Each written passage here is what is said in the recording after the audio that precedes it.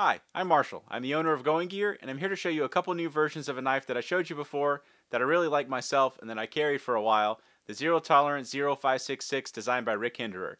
So the new versions are the 0566BW and the 0566CF. So here they are. Here's the 0566BW at that nice black wash finish. Here is the 0566CF with the carbon fiber scale instead of the G10 that they have on the black wash, and then on the original 566 as well. So the 566, really popular knife for zero tolerance. It came out in response to the 560, which was an amazing knife. I really liked it. I've got a video on that if you want to check that out. But it's a little big. 4-inch blade. You know, I carried it for a while and I found it just a little bit big for my uses. So I was really excited when they came out with the 566. They also gave it a little bit better price point because they have stainless steel instead of the titanium on the 560. They don't have the 3D contouring, and then they have the assisted opening, the Kershaw Speed Safe, instead of using the KVT bearings that they use on the 560 and some of their other knives.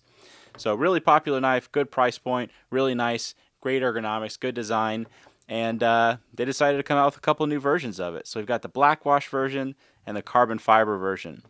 So the black wash, if you've never seen this before, it's just a really cool finish that they do. They coat it with a kind of a black finish, and then they stone wash that.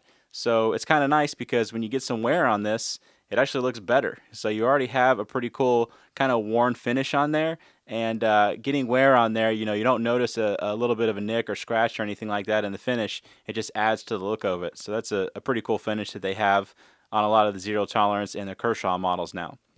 And then the carbon fiber one, pretty much the same as the original, but they replaced that G10 with the carbon fiber. So let's talk about the specs on these. Pretty similar specs to the original 566. So 3.5 or 3.25 inch blade length. Closed length is 4.45 inches. Overall length is 7.7 inches, and the weight on both of these is 5.3 ounces. Some people were complaining about the assisted opening. I actually like it. I think it's super smooth. It opens nice and reliably. You can see how easily it flips. Zero Tolerance does a great job on the flippers. So they don't have ones that stick out. You got to have your finger all the way out there, or tiny little ones where the blade just barely pops out. So it's a really good flipper on there. And you can see the action on it, the Speed Safe. Not that the KVT ever had any problem opening up, but really reliable opening. And it feels good. It's nice and smooth. I don't have any complaints about it at all. It's still a very good design choice in terms of doing that instead of doing the KVT. One thing to note on here is that if you like thumb studs, Zero Tolerance doesn't call this a thumb stud. It's a blade stop. So you can see it's going to stop the blade when it hits up there. Kind of hard to open with just your thumb. You got to kind of get your fingers off of the lock on the other side, and then I can't even do it. So if you like thumb studs, probably not the right knife to get for you. It's pretty hard to open with just using this because it's meant to be a blade stop. This is definitely meant to be a flipper, not something you're opening up with your thumb or anything like that. Let's take a look at the different parts of it. So you have that stabilizer there, which is kind of nice because if you've never seen this before, when you're going to disengage the lock, you can see this little piece right here stops it from going too far over. And that's a problem with some knives. Not as big of a problem with stainless steel as it is with titanium, because titanium doesn't have quite the memory that stainless steel has. But if you bend it too far, then you've basically made it where you can't lock your knife because it's going to be bent out of place and it's not going to automatically spring back. So this little piece right here helps keep that from happening. So nice little addition that they have on there, in addition to all that smooth action and everything. So there's the back side of the knife. You can see the spacers back in there. Pretty much the same ones on both different versions. Nice pocket clip. It's a 4-way pocket clip, so you can stick it wherever you want, however you prefer to have it. You can stick it in any of those 4 positions. Same thing on both of those.